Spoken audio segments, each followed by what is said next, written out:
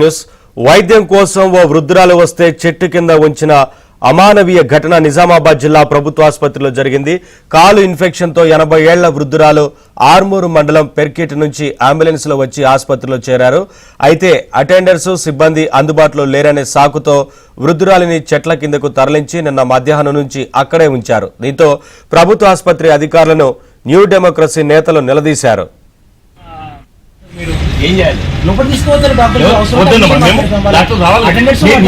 నిన్న నుంచి ఉండాలి ఇప్పుడు కాదు ఇక్కడ సార్ హంగామా కాదు, మీ బాధ్యతలను గుర్తింపజేస్తున్నాం. మీ బాధ్యతలను గుర్తింపజేస్తున్నాం. ఏం మాట్లాడుతున్నావు? ఏం మాట్లాడుతున్నావు? ఏం మాట్లాడుతున్నావు?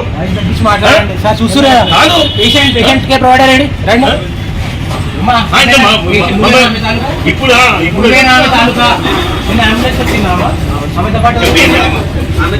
మేము సార్ ఫస్ట్ అంబులెన్స్ వాళ్ళకి ఫోన్ చేసినాం. పురుగులు పడడానికి డ్రెస్సింగ్ చేసినప్పుడు అంబులెన్స్ వాళ్ళకి ఫోన్ చేసినాం. ఫోన్ చేస్తే వాళ్ళకి మేము ఏం చెప్పినాం, ఆర్మూర్కి తీసుకురండి, అక్కడ మాకు ఉంటే అక్కడ ఎట్లా మాట్లాడుతాం. అప్డేట్స్ మా కరెస్పాండెంట్ శ్రీపతి నడి తెలుసుకుందాం. శ్రీపతి, ఆసుపత్రి సిబ్బంది ఏం చెప్తున్నారు? వైద్యం కోసం వృద్ధురాలు చెట్టు కిందనే ఉంచినట్లుగా తెలుస్తా ఉంది కదా సిబ్బంది. అక్కడికి వచ్చిన నేతలు ప్రశ్నించడంతో మాట్లాడినట్లు తెలుస్తోంది. ఏం చెప్తున్నారు? ఏంటి వివరాలు? నవీన్, అయితే నిజామాబాద్ జిల్లా కేంద్ర ప్రభుత్వ ఆసుపత్రిలో వైద్యులు కావచ్చు, అలాగే సిబ్బంది కావచ్చు తీవ్ర నిర్లక్ష్యంగా వ్యవహరిస్తున్నారు. అలాగే రోగుల విషయంలో అమానవీయంగా ప్రవర్తిస్తున్నారు అనే సంఘటన ప్రస్తుతం ఇక్కడ చర్చనీయాంశంగా మారింది. ఎవరైతే ఆర్మూర్ మండలం పెర్కిట్ కు చెందిన ఈ బుచ్చమ్మ అనే 80 సంవత్సరాల వృద్ధురాలు కాలు ఇన్ఫెక్షన్ తో బాధపడుతుంది. ఆమె ఆరోగ్యం నానాటికి క్షీణించడంతో ఆమె కుటుంబ సభ్యులు 108 వాహనానికి కాల్ చేశారు.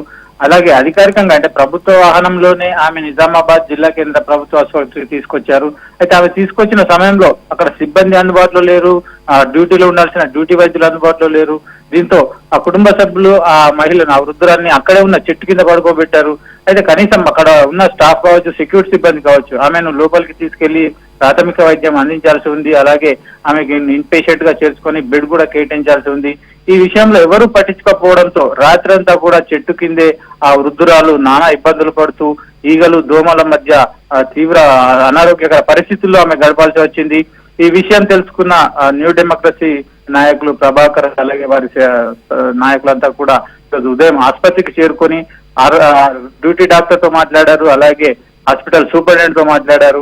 అప్పటికి కూడా వైద్యులు ఇంకా నిర్లక్ష్యంగానే మాట్లాడిన పరిస్థితి మనకు స్పష్టంగా కనిపిస్తోంది. అంటే ఆమెను పట్టించుకోకపోగా, అలాగే రోగికి వెంటనే వైద్యం అందించకపోగా అమానుషంగా ప్రవర్తించారు.